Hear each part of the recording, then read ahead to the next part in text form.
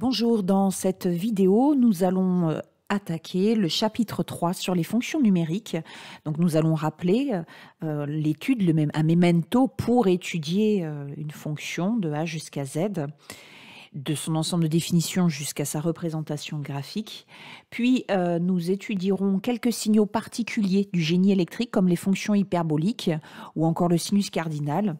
Et enfin, quelques techniques de calcul de limites, puisque vous savez que de temps en temps, nous tombons sur des formes indéterminées. Et pour les lever, ces indéterminés, eh bien, il y a quelques techniques à connaître. Enfin, les fonctions réciproques nous permettront de faire le lien avec le prochain chapitre sur le calcul intégral et le changement de variable dans une intégrale. La toute dernière partie, les développements limités, ne sont pas au programme de la première année. Donc, c'est pour les étudiants qui souhaitent poursuivre leurs études que j'ai tourné quelques vidéos sur les développements limités. Alors maintenant, le programme de cette partie 1, ce sont les pages 1 à 9. Donc, c'est vraiment les bases sur les fonctions numériques, la définition, représentation graphique, quelques fonctions usuelles à connaître, les opérations sur les fonctions, comment déterminer l'ensemble de définitions d'une fonction, la parité et la périodicité. La continuité et la dérivabilité feront l'objet de la partie 2. Alors, je vais aussi, dans cette vidéo, passer en revue toutes les notions étudiées dans ce chapitre. Donc, memento de l'étude d'une fonction, ce sont vraiment des rappels. Et si vous êtes issu d'un baccalauréat S, peut-être n'aurez-vous pas à suivre cette vidéo. Par contre, pour les autres, c'est important, les bacs STI2D et les bacs professionnels. Quelques fonctions à connaître, donc ce sont des signaux classiques. Technique de calcul de limites, nous irons jusqu'aux équivalents. Les fonctions réciproques pour, comme je vous l'ai expliqué dans l'introduction, le changement de variable avec les intégrales, et puis aussi pour de nouvelles formules de dérivées et de primitives avec les fonctions arc-sinus, arc-cosinus, arg, sh, arg, th, etc. Et comme je vous l'ai dit précédemment, les développements limités pour les poursuites d'études. Allez, je commence, page 4, memento de l'étude d'une fonction. Donc la définition d'une fonction, c'est important de la connaître. Parce que vous verrez, quand on travaillera sur les fonctions réciproques, que cette définition, il faut la maîtriser. Donc une fonction f est définie sur D, un sous-ensemble de R, si à tout x élément de D, on peut associer un unique nombre, noté f de x, et appelé image de x par f. Les notations. Alors les notations que vous ne connaissez peut-être pas, f de points. Donc ça veut dire quoi? Ça veut dire que f est la fonction définie par son ensemble de définitions, donc x est dans l'ensemble de définitions D, et il a pour image, vous voyez la flèche avec un talon, ça veut dire il a pour image la valeur f de x qui est dans l'ensemble des réels. Alors vous verrez par la suite que parfois on précisera l'ensemble d'arrivée ici, ça c'est l'ensemble de départ ou l'ensemble de définition, et ici c'est l'ensemble d'arrivée, ou l'ensemble image, on dit aussi. Alors, pour tracer la fonction f, on va munir un plan d'un repère orthonormé OIJ. Et la courbe représentant f, c'est l'ensemble des points grand M de coordonnées x, f de x. Alors évidemment, une fonction, on peut la déterminer de différentes façons. Ça peut être par un tableau de valeurs, suite à une expérience. Ça peut être la donnée d'une courbe, par exemple. Alors attention, par contre, pas n'importe quelle courbe. Regardez, si je vous trace cette courbe, est-elle associée à une fonction? Est-ce que c'est la courbe d'une fonction? Est-ce que c'est l'ensemble des points x, f de x? Eh bien, la réponse est non. Pourquoi? Parce qu'à un x ici, il correspond deux images. Donc, la courbe que je viens de tracer ici n'est pas la représentation graphique d'une fonction. D'accord? Voilà, donc ça, c'est important. Alors, qu'est-ce que c'est pour les curieux? J'entends cette question. Eh bien, c'est ce qu'on appelle une courbe paramétrée. C'est-à-dire que l'abscisse et l'ordonnée dépendent d'un paramètre. Alors, par exemple, le temps. Allez, x de t, y de t. Donc voilà, par exemple, imaginons que ici j'ai x de 0, j'ai le point de coordonnée x de 0, y de 0, ensuite x de 1 seconde, y de 1 seconde, etc. Et j'ai comme ça un objet qui se déplace tout simplement hein, le long de cette courbe paramétrée. D'accord? Donc ce n'est pas la représentation graphique d'une fonction, mais d'une courbe, d'une fonction, d'un système x, y paramétré. Alors, maintenant, nous allons étudier quelques fonctions connues, les fonctions puissance, exponentielle, logarithme et racine carrée, racine cubique. Donc, il faut connaître la croissance comparée de ces fonctions, c'est-à-dire, ça veut dire quoi? L'échelle de grandeur, une autre façon de dire les choses. Pour les grandes valeurs de x positives, le logarithme de x est plus petit que la racine cubique de x, qui est plus petit que la racine carrée, que x, que toute puissance de x, et qui est plus petit que exponentielle x. C'est pour ça que quand on parle en économie ou dans une pandémie qu'on connaît bien, de croissance exponentielle, vous comprenez ce que cela signifie. Alors, donc ici, vous avez la preuve de ce que je viens de décrire ici, de cette échelle de fonctions. La preuve graphique, d'accord? Donc, pour x supérieur à 1, c'est pour ça que j'ai écrit pour des grandes valeurs positives de x. Donc, en fait, ici, sur la représentation graphique, on voit que c'est à partir de x égale à 1. Hein, j'aurais pu mettre pour x supérieur à 1. Eh bien, on va avoir la fonction la plus petite, d'accord, en ordonnée. Le y le plus petit, c'est le logarithme. Ensuite, on a la racine cubique, puis la racine carrée, puis y égale x carré, d'accord? Si je prends un x donné, allez, je vais vous le dessiner proprement. Voilà, si je prends un x donné, le y, hein, l'ordonnée du point qui est... Enfin, je pense que vous avez compris. Hein. Voilà, d'où l'échelle ici de grandeur des fonctions puissance exponentielle logarithme. Alors par contre, faites attention parce qu'entre 0 et 1, ça ne marche plus. OK? Donc entre 0 et 1, vous avez le logarithme qui est négatif. Et puis ensuite, vous avez la fonction x cube x de x, d'accord? Puis racine carrée de x, racine cubique de x, et la fonction exponentielle. Voilà. Alors, pourquoi ça nous intéresse, cette échelle de grandeur? Bien, parfois, c'est pour calculer des limites. Par exemple, si on veut calculer la limite, quand x tend vers plus l'infini, de exponentielle x sur x puissance 3, d'accord? Eh bien, vous savez qu'exponentielle x en plus l'infini tend, ben on le voit ici d'ailleurs sur la représentation graphique, hein, ça tend vers plus l'infini, et x cube tend vers plus l'infini également. Et on a vu, et vous le verrez dans la vidéo sur les limites, je l'expliquerai à nouveau, que ça, c'est ce qu'on appelle une forme indéterminée. L'infini sur l'infini, je le mets entre guillemets. Hein. C'est une forme indéterminée, ça veut dire quoi? Ça veut dire qu'a priori, on ne sait pas quelle limite au final ça va donner. Soit ça va donner de l'infini, soit un nombre fini, ou alors aucune limite. D'accord?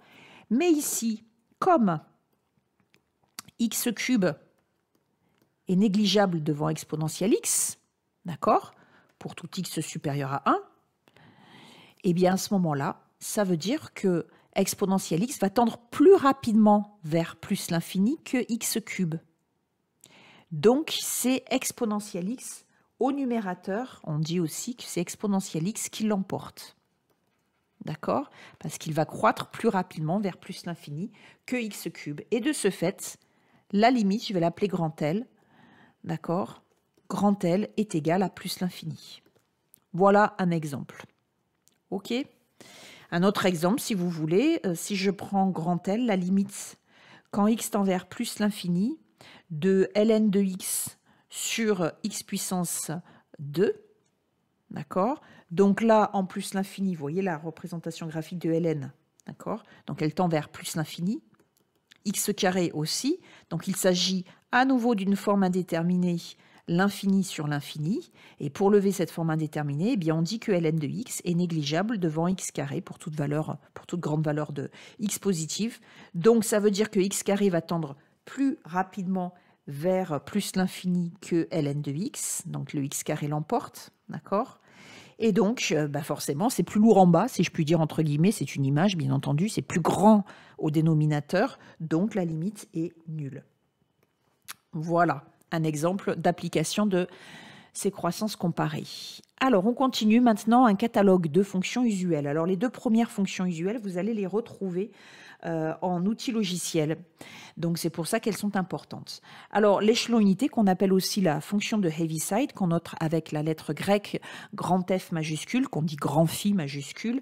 Donc, U, deux points, est défini de R à valeur dans 0,1. Donc, je vous rappelle que le premier ensemble ici, c'est l'ensemble de départ, ou si vous voulez, l'ensemble de définition. Et que le deuxième ensemble ici, eh bien là, j'ai mis, vous voyez, l'ensemble image. On peut le noter aussi, U de grand R. D'accord? L'image de grand R par la fonction grand U. Donc, pourquoi c'est 0,1? Eh bien, regardez sa définition. Cette fonction grand U, on vous dit qu'elle est égale à 1 si x est supérieur ou égal à 0, et à 0 si x est négatif. D'accord? Donc, la représentation graphique, la voici. Donc, j'ai un crochet ouvert côté 0, crochet fermé côté 1. Alors, du coup, oui, de ce fait, l'image, ce n'est pas ce que j'ai écrit ici. Ce n'est pas l'intervalle 0, 1. Mais il est vrai que l'image, en tout cas, appartient dans cet intervalle. Donc, on peut écrire que l'image de cette fonction, l'ensemble image, est inclus dans l'intervalle 0 et 1. Mais par contre, l'ensemble image, plus précisément, c'est l'ensemble des valeurs 0, 1. Donc, j'aurais pu aussi écrire l'ensemble 0, 1 ici pour être encore plus précise. D'accord? Et d'ailleurs, quand on abordera les fonctions réciproques, il faudra vraiment écrire l'ensemble image ici, être précis pour pouvoir après déterminer si la fonction est bijective, sa fonction réciproque. Alors, on dit que U est continu sur R, sauf en 0. D'accord? Donc, effectivement, intuitivement, quand on trace la représentation graphique de cette fonction, on lève le stylo en 0, puis on le repose ici en 1. Donc, la fonction, elle est continue partout, d'accord? Puisqu'on ne lève pas le stylo en dehors, sauf en 0. On dit aussi que la limite à gauche de U de x, gauche de 0, pardon, de la fonction U de x est nulle. Et oui, à gauche, 0 moins, ça veut dire la limite quand x tend vers 0 par valeur inférieure à 0. D'accord? Donc, ça veut dire qu'en fait, x tend vers 0 par la gauche. D'accord? On parle aussi de limite à gauche. Donc, la limite à gauche de 0, eh bien, c'est 0. Et la limite à droite de 0, eh bien, c'est 1. D'accord? Donc, ça, si vous voulez, c'est aussi la limite quand x tend vers 0 par valeur supérieure. Passons au signal triangle qui vous servira aussi en génie électrique. Donc, on le note avec un grand delta. Ici, à vous de compléter l'ensemble image. Delta est défini par 1 moins valeur absolue de x si x est compris entre moins 1 et 1 et 0 sinon. Alors, ça veut dire quoi? 1 moins valeur absolue de x, eh bien, en fait, valeur absolue de x, vous vous rappelez, c'est égal à x si x est positif et à l'opposé de x si x est négatif. Donc là, sur l'intervalle moins 1, 1, il va y avoir deux côtés. Un côté où x va être positif et inférieur à 1, et un côté où x va être négatif et supérieur à moins 1. Donc à ce moment-là, eh bien, ici, delta de x, c'est 1 moins valeur absolue de x, mais comme x est négatif, ça fait 1 moins moins x, donc 1 plus x de ce côté-là. D'où la droite ici, qui a une pente positive, hein, elle est croissante, d'accord? Sa pente, c'est delta y sur delta x, d'accord? C'est 1 sur 1, ça fait plus 1. L'ordonnée à l'origine, c'est 1, donc l'équation de cette droite, c'est 1 plus x. Ici, de ce côté-là, delta x, c'est égal à 1 moins valeur absolue de x, et comme x est positif, ça donne 1 moins x. La pente est négative, d'accord? C'est delta y sur delta x, ici, ça va faire moins 1, et l'ordonnée à l'origine, c'est toujours 1, donc 1 moins x. Et ça se note 1 moins valeur absolue de x, et on pourrait aussi noter lorsque valeur absolue de x est compris entre moins 1, pardon, excusez-moi, oh là là, lorsque valeur absolue de x est inférieure ou égale à 1. D'accord? J'aurais pu aussi le noter comme ça. Voilà. Et puis 0 partout ailleurs. Donc, quel est l'ensemble image? Eh bien, l'ensemble image, on le voit ici sur le graphe, ce sont les valeurs prises par y, par les f de x, si vous voulez. Là, j'ai x, là, j'ai f de x. D'accord? Donc, l'ensemble des valeurs prises par f de x, c'est l'intervalle fermé 0, 1. Donc ici, on peut écrire que l'ensemble image, c'est l'intervalle fermé 0, 1. Ou alors, si je ne veux pas être précis, je peux mettre R. D'accord? Tout dépend du contexte de mon exercice. Donc ici, l'ensemble de définition, c'est ici. D'accord? C'est R, c'est l'ensemble des valeurs prises par X pour lesquelles je peux calculer ma fonction delta de X. Et l'ensemble image, c'est l'ensemble des valeurs prises par delta de X. On note aussi delta de l'ensemble de définition qui est R. On dit que la fonction triangle est continue sur R. Effectivement, intuitivement, quand on trace cette fonction, cette courbe, on ne lève jamais le stylo. Donc, elle est continue sur R tout entier. Alors ensuite, les fonctions puissance que vous connaissez bien. Donc, je les ai partagées en deux ensembles. Les puissances impaires, x3, x puissance 5. Et les fonctions paires, x carré, x puissance 4, x puissance 6. Par la même occasion, j'en profite pour vous parler de fonctions impaires dont la représentation graphique est symétrique par rapport à l'origine du repère et qui est définie de la façon suivante, f de moins x égale à moins f de x, effectivement. Si je prends un x ici, voilà f de x, et moins x, d'accord, voilà f de moins x. Donc, f de x et f de moins x sont opposés. D'accord? Alors, l'ensemble de définition, eh bien, c'est R tout entier. D'accord? L'ensemble des valeurs prises par x pour lesquelles on peut calculer f de x. Et ici, l'ensemble image, eh bien, regardez, c'est l'ensemble des valeurs prises par f de x. Donc, en fait, toutes les valeurs réelles, d'accord? Voilà, f de x ça, prend toutes les valeurs réelles. Donc ici, voilà l'ensemble image. X puissance 2n plus 1, on a vu en début d'année que 2n plus 1, ce sont les entiers impairs. On dit que la fonction f est continue sur R, effectivement, quand on trace la courbe, on ne lève jamais le stylo. La limite de f de x quand x tend vers moins l'infini, eh bien vous voyez, c'est toujours moins l'infini. Quand x tend vers moins l'infini, y tend vers moins l'infini. OK? Et la limite de f de x quand x tend vers plus l'infini, c'est plus l'infini, puisque quand x tend vers plus l'infini, eh bien, y tend vers plus l'infini. f de x. Alors, pour les fonctions paires, donc j'en profite là encore pour vous rappeler qu'une fonction est paire lorsque sa représentation graphique est symétrique par rapport à l'axe des ordonnées. F de moins x est égal à f de x, c'est la définition. Par exemple, si je prends ici un x, je dessine f de x, l'ordonnée de ce point, moins x, l'opposé, voilà, j'essaie de bien le faire, et je vais obtenir inévitablement f de moins x égale à f de x. D'accord ? Voilà, donc les fonctions paires ici, leur ensemble de définition, c'est R tout entier. On peut les calculer x carré, on peut calculer x carré pour n'importe quelle valeur de x. Et l'ensemble image, eh bien c'est R+, puisque regardez bien, les valeurs f de x prennent toutes les valeurs comprises entre 0 et plus l'infini. Donc R tout entier. D'accord ? R+, pardon, excusez-moi, R+. D'accord? Donc ça, c'est l'intervalle 0 plus l'infini, fermé en 0. Voilà, donc on dit que la fonction f est continue sur R. Quand on trace la courbe représentant une de ces fonctions, eh bien, on ne lève jamais le stylo. On verra bien entendu dans la deuxième partie de cette vidéo une définition mathématique de la continuité d'une fonction. La limite de f de x quand x tend vers moins l'infini, eh bien, quand x tend vers moins l'infini, f de x tend vers plus l'infini, et quand x tend vers plus l'infini, f de x tend vers plus l'infini. Allez, passons à la suite, la racine carrée. Alors, racine carrée de x, vous savez que racine carrée de x n'existe que pour les valeurs de x positives. Donc, l'ensemble de définition, c'est R+. D'accord ? À x, elle associe la fonction racine carrée de x. Voici la représentation graphique de cette fonction. Donc, vous voyez que l'ensemble image, ici, c'est R+, puisque,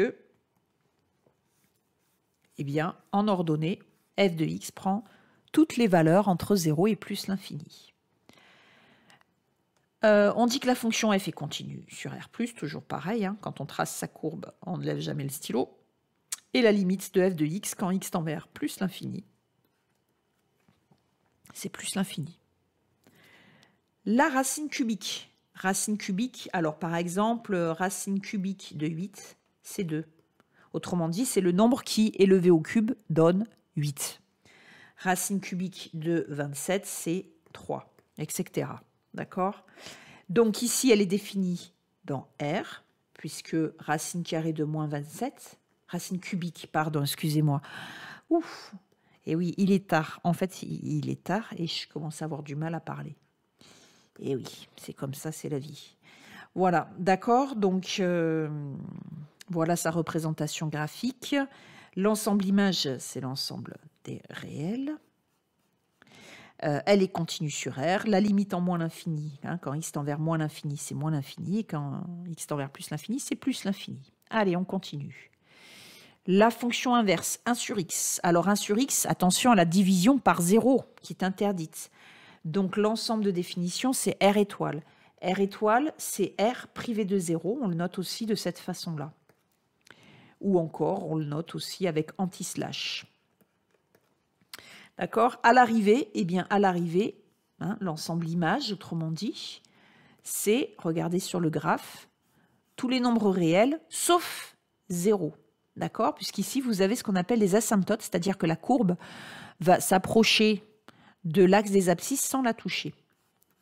Voilà, donc l'ensemble image, c'est R étoile.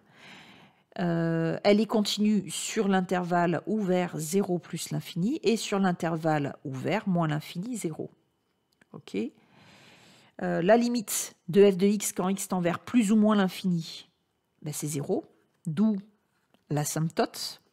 D'accord? On a une asymptote en plus et moins l'infini, qui est la droite horizontale, y égale 0. L'axe des abscisses. Et enfin, oh là il y a une petite erreur, la limite de f de x en 0 moins. Alors en 0 moins, c'est quand x tend vers 0, vous vous rappelez, par valeur inférieure à 0. Donc quand x tend vers 0 par valeur inférieure à 0, ben vous voyez que votre f de x va tendre vers moins l'infini. Et quand x tend vers 0 par valeur supérieure, 0 plus on note, eh bien le f de x tend vers plus l'infini. Les valeurs absolues. Alors on en a parlé tout à l'heure, vous vous rappelez, valeur absolue de x est égale à x si x est positif et à l'opposé de x si x est négatif. Donc par exemple, valeur absolue de moins 3, c'est 3. D'accord? Donc c'est l'opposé de moins 3. Donc ici, vous avez la représentation graphique, quand x est positif, de la droite d'équation y égale x. Et de ce côté-là, la représentation graphique de y égale à moins x. L'ensemble image, eh bien vous voyez, l'ensemble image, c'est R+, d'accord? Puisque f de x va prendre toutes les valeurs comprises entre 0 et plus l'infini, 0 y compris.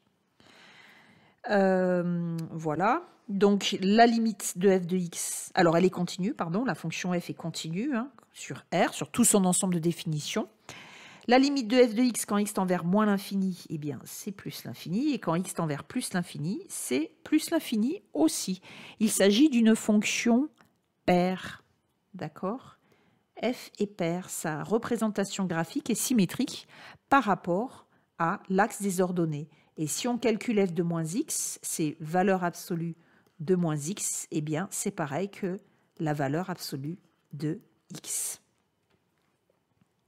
Voilà, ici, précédemment, eh bien, nous avions affaire à une fonction impaire. Il y a une symétrie, hein, la courbe est symétrique par rapport à l'origine du repère. Et si on calcule f de moins x, on trouve 1 sur moins x, ce qui fait moins 1 sur x, autrement dit, moins f de x. Allez, nous continuons. Alors, la fonction exponentielle, elle est ni paire ni impaire, on le voit, puisque sa courbe n'est ni symétrique par rapport à l'axe des ordonnées, ni symétrique par rapport à l'origine du repère. Son ensemble de définition, c'est R tout entier. L'ensemble image, Eh bien, regardez sur la représentation graphique. Alors attention, hein, là, ici, il y a une asymptote. Hein, d'accord? Donc, ça veut dire que la courbe, elle va s'écraser, s'approcher, si vous préférez, de l'axe des abscisses sans jamais la toucher. Donc, ça veut dire que les valeurs f de x sont comprises strictement entre 0 et l'infini. Donc, c'est l'intervalle 0 plus l'infini. D'accord? L'ensemble de définition, c'est R. Alors, R plus étoile, on note aussi l'intervalle ouvert 0 plus l'infini. Elle est continue sur R, cette fonction. La limite en moins l'infini de exponentielle x, c'est 0. Et en plus l'infini, c'est plus l'infini. À connaître par cœur. Quelques formules aussi à connaître par cœur. Exponentielle 0, c'est égal à 1. Exponentielle de a plus b, c'est égal à exponentielle de a fois exponentielle de b. En fait, ce sont les mêmes formules que vous connaissez. Hein. Exponentielle de 2 plus 3, c'est pareil que exponentielle de 2 fois exponentielle de 3. Pardon, je voulais dire x puissance 2 plus 3 égale à x puissance 2 fois x puissance 3. Ces formules, elles ne sont pas compliquées à retenir puisque ce sont les mêmes avec les fonctions puissance. D'accord? Donc, de même que exponentielle de a, le tout à la puissance n, c'est exponentielle de a fois n. Quand on a x puissance a puissance n, c'est... voilà. Donc, en fait, ce n'est pas compliqué de retenir ces formules puisque vous les connaissez depuis le collège. D'accord? Donc ici, pareil, quand vous avez x puissance 2 sur x puissance 3, c'est x puissance 2 moins 3. Donc ça fait x puissance moins 1, que vous pouvez aussi écrire 1 sur x. D'accord? Voilà. Donc, passons au logarithme népérien. Donc on verra à la fin de ce chapitre qu'il s'agit de la fonction réciproque de la fonction exponentielle. D'où l'inversion ici, vous voyez, des intervalles au départ et à l'arrivée. Donc, en fait, tout va être inversé, si je puis dire, y compris les formules. D'accord? Donc, ln de 1 égale à 0. On avait exponentielle 0 égale à 1. OK? Alors, ici, vous avez, là aussi, si vous voulez, hein, la fonction exponentielle, elle transforme une somme en produit. La fonction logarithme transforme un produit en somme. C'est d'ailleurs à l'origine son utilisation. Pouvoir multiplier des très grands nombres entre eux. C'est les astronomes qui avaient demandé ça aux mathématiciens parce qu'ils manipulent des nombres très très grands, les distances entre les planètes par exemple. Donc voilà à quoi a servi entre autres le logarithme népérien dans le passé. Maintenant évidemment il y a d'autres utilisations, mais en fait oui, qui viennent aussi de cette formule. Vous avez dû voir hein, comment ça s'appelle là, le papier log-log, hein, semi-décimal, c'est pour représenter justement des très grandes valeurs. Allez, vous verrez ça par la suite, je ne vais pas tout mélanger. Alors, les ln, voilà, donc c'est ce que je vous disais, les fonctions exponentielles logarithmes sont réciproques l'une de l'autre, c'est-à-dire que quand on les applique l'une à l'autre, quand on les compose ensemble, eh bien, on retrouve la valeur ici, a. ln de e puissance a, c'est a, et exponentielle de ln de a, c'est a. J'aurais pu dire aussi ln de exponentielle de a. E puissance x, on note aussi exponentielle de x. C'est la même chose. D'accord? Voilà. Bien. Donc ici, pour les limites, pareil, hein, vous voyez, tout était inversé. Hein. Tout est échangé plutôt qu'inversé. Donc la limite quand x tend vers 0, forcément, c'est x tend vers 0 plus, puisque l'ensemble de définition de logarithme népérien, c'est l'intervalle ouvert 0 plus l'infini. Donc, voilà. Allez, je continue. Maintenant, les opérations sur les fonctions. Si f et g sont deux fonctions définies respectivement sur df pour f et dg pour g, pour tout x dans l'intersection des ensembles de définition de f et de g, on définit les fonctions f plus lambda fois g, où lambda c'est un nombre réel, un scalaire, on dit aussi, c'est comme ça qu'on note les scalaires, les nombres réels si vous préférez, avec une lettre grecque pour les différencier des lettres latines qui représentent des fonctions. D'accord? Donc f fois g, c'est f de x fois g de x, et 1 sur f de x, f sur g de x et f de x sur g de x, à condition bien sûr que g de x soit non nul. Alors par exemple, je vous donne un exemple, hein, si vous avez la fonction f de x qui est égale à x plus 1, et la fonction g de x qui est égal à 1 sur x. D'accord? Qu'est-ce qui se passe pour le produit de ces deux fonctions? Eh bien, ça va donner x plus 1 fois 1 sur x. L'ensemble de définition de f, c'est R tout entier. Il n'y a pas d'opération interdite. Les opérations interdites, c'est la division par 0, racine carrée d'un nombre négatif, le logarithme népérien d'un nombre positif ou nul. Tout ça, c'est interdit. D'accord? Donc là, il n'y a aucune opération interdite. Ici, par contre, oui, c'est R étoile. D'accord? On ne peut pas diviser par 0. Et donc, qu'est-ce qu'on vous dit? Que quand on fait le produit, eh bien, l'ensemble de définition, le nouvel ensemble de définition, ça va être l'intersection de ces deux ensembles. Ben ici, l'intersection de R et de R étoile, eh bien, ce sont les valeurs communes aux deux ensembles. Eh bien, donc, c'est R étoile. D'accord? Effectivement, x plus 1 sur x est défini sur R étoile. Voilà un exemple. D'accord? Alors, ensuite, les fonctions composées. Donc, soit f, une fonction définie sur f, et f de df, l'image, d'accord, c'est l'ensemble des valeurs prises par f de x, quand x est dans l'ensemble de définition de f. Donc, en fait, vous vous rappelez le schéma que je vous ai montré précédemment, hein, dans la liste. Voilà. Donc, c'est exactement pareil. Vous avez la fonction f qui a x éléments de df, son ensemble de définition, associe f de x qui est dans l'ensemble image de f. Et ensuite, on suppose que g est défini sur cet ensemble-là. Autrement dit, cet ensemble est inclus dans l'ensemble de définition de g, pour pouvoir être calculable, si je puis dire. Et à valeur dans R, ici, je ne l'ai pas précisé, puisque peu importe, je focalise ici ma définition sur la composée de deux fonctions. Donc, j'obtiens, première étape, à x, j'associe f de x, et à f de x, j'associe g de f de x. D'accord? J'applique la fonction g à f de x. Et ça se note tout simplement g rond f de x, et ça se dit g rond f de x. D'accord? Alors, la composée de trois fonctions, enfin la composition de fonctions, pardon, est associative, mais par contre, elle n'est pas commutative. D'accord? Alors, par exemple, si je prends la fonction f qui a x associe x carré et la fonction g qui a x associe racine carrée de x. Donc, il y a, voilà, on va comparer g rond f et f rond g. Donc, g rond f, ça veut dire que j'écris tout simplement, hein, ça c'est g rond f de x, g appliqué à f de x. Donc, f de x, c'est x carré, d'accord?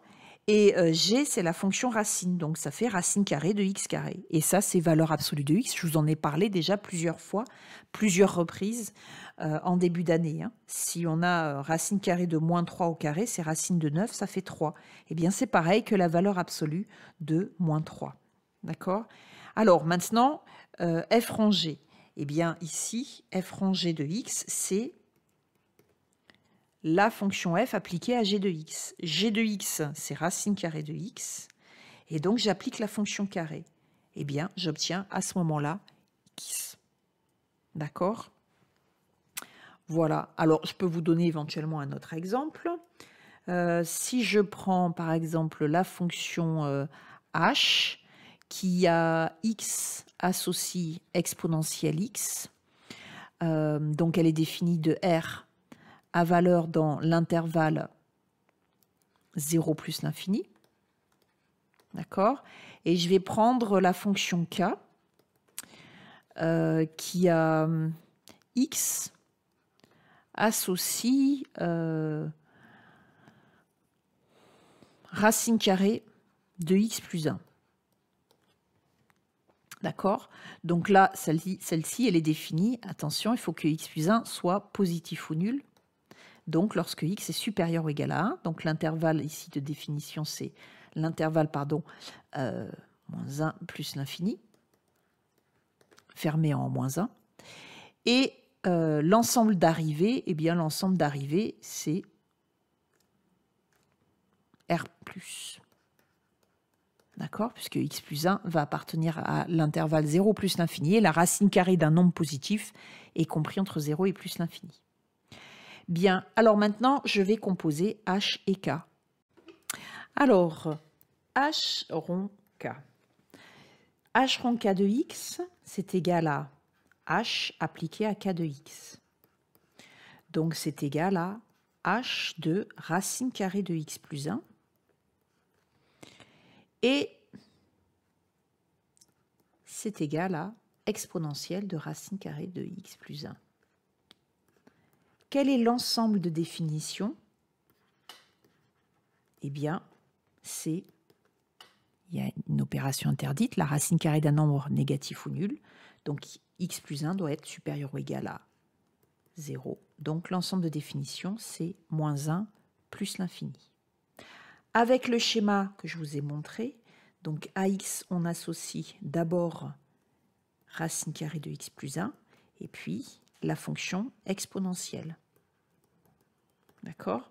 Donc, autrement dit, ici, c'est la fonction k, puis la fonction h. L'ensemble de définitions, du coup, ça va donner quoi? Eh bien, l'ensemble de définitions de k, c'est-à-dire moins 1 plus l'infini.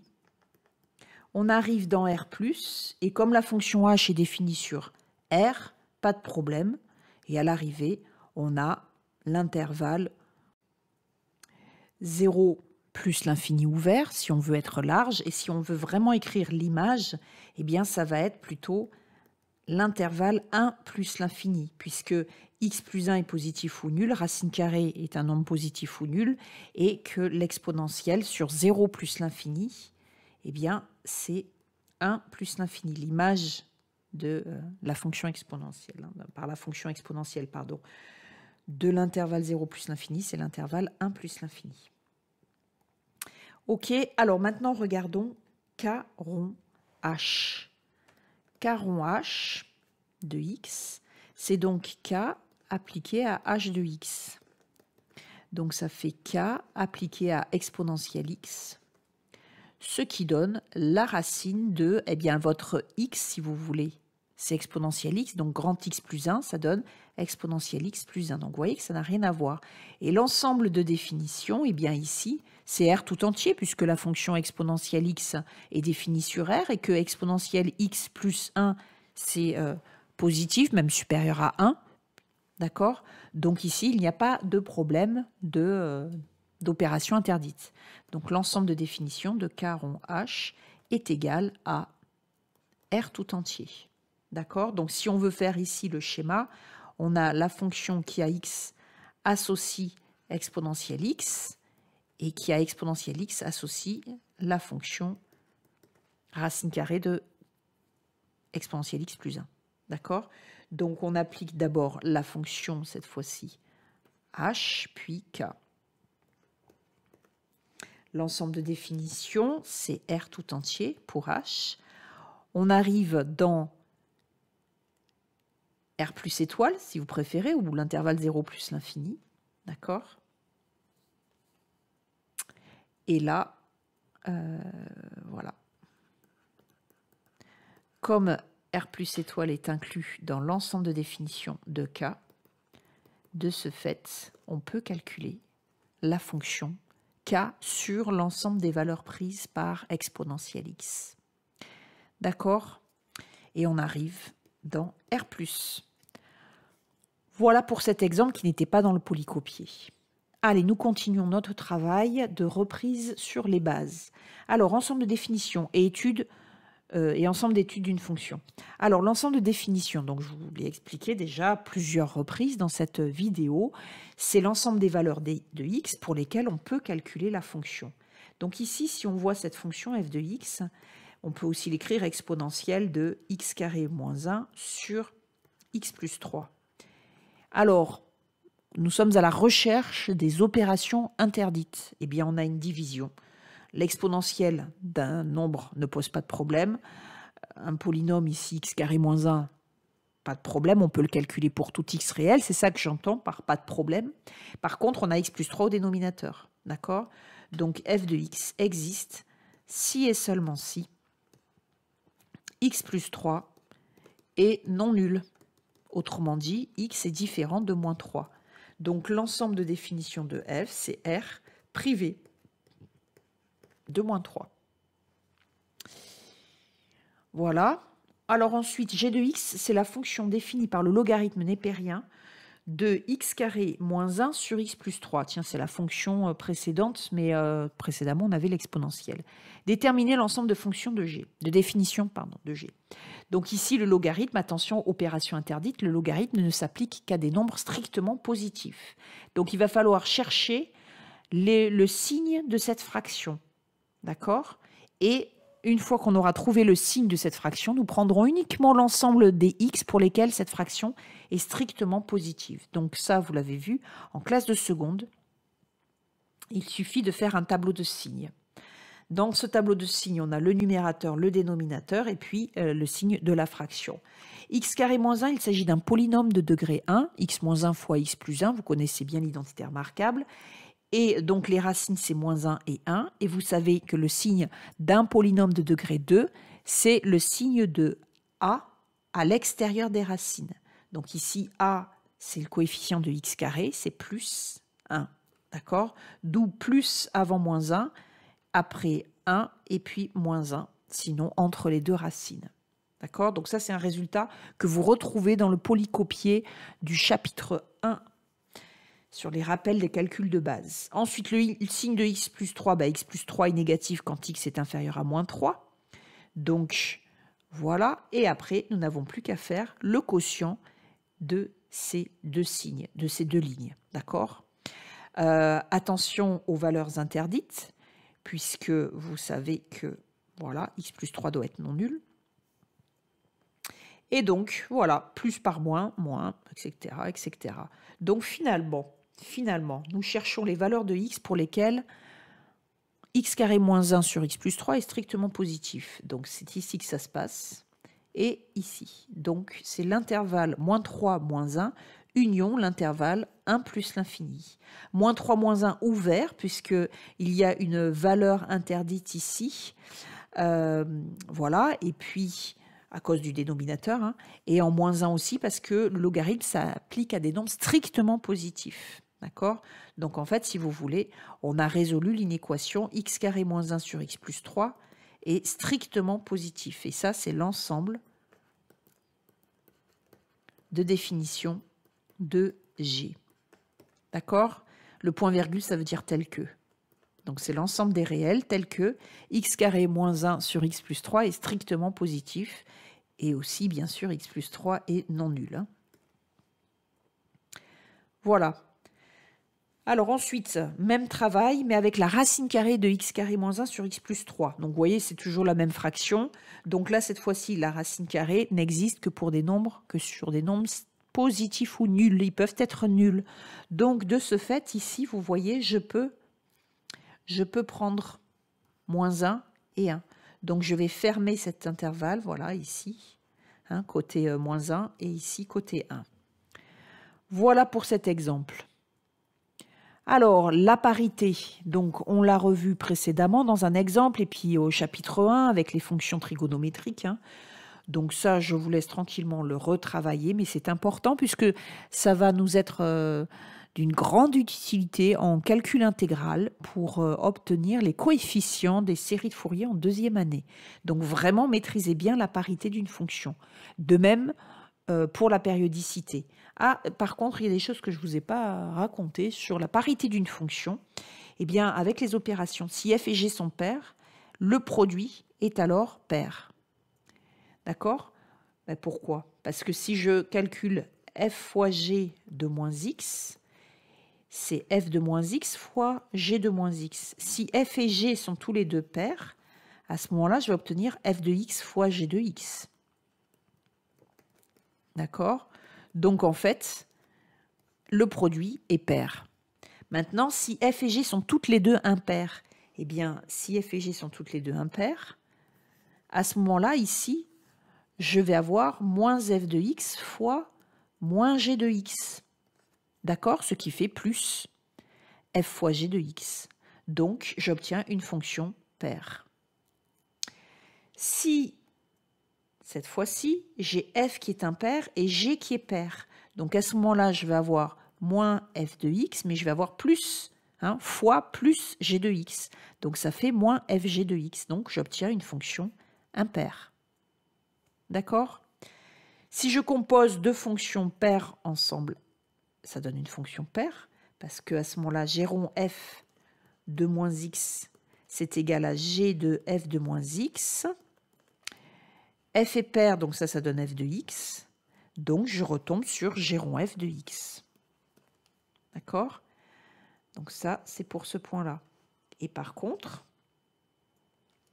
pour ce point-là, g rond f de moins x, c'est égal à g de f de moins x.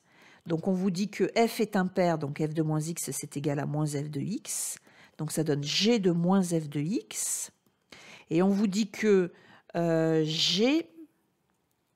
Ah d'accord, suivant g. Alors si g est pair, ben, ça donne g de f de x. Donc je vais retomber sur g rond f de x. Donc g rond f de moins x égale à g rond f de x, ça veut dire que g rond f est pair. D'accord. Et si g est impair, ça va donner moins g de f de x.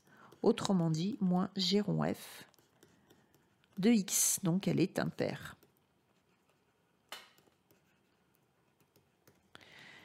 Voilà. OK.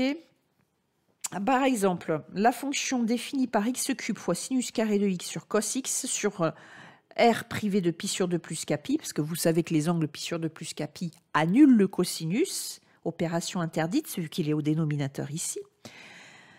Donc c'est un ensemble de définitions centrées en 0. La fonction x cube, ça je vous l'ai expliqué en début d'année, qu'une fonction paire ou impaire, on l'étudie dès lors que l'ensemble de définitions est centré en 0, sinon ça n'a pas d'intérêt. La fonction x cube est impaire. D'accord. Les fonctions sinus carré et cos x sont toutes les deux paires. Sinus x est impair, mais sinus x fois sinus x, c'est le produit de deux fonctions impaires, donc ça donne une fonction paire. On la multiplie par une fonction paire, c'est paire. Et donc finalement, on obtient impair fois paire sur paire, produit des signes, ou quotient, si vous voulez, règle des signes, voilà. Moins, plus, plus. Donc ça fait moins, c'est-à-dire impair. Et vous voyez, ça a été très simple. Alors, la périodicité, donc ça, on l'a vu avec la fonction cosinus, qui est 2π périodique, sinus, qui est 2π périodique, tangente, qui est pi périodique.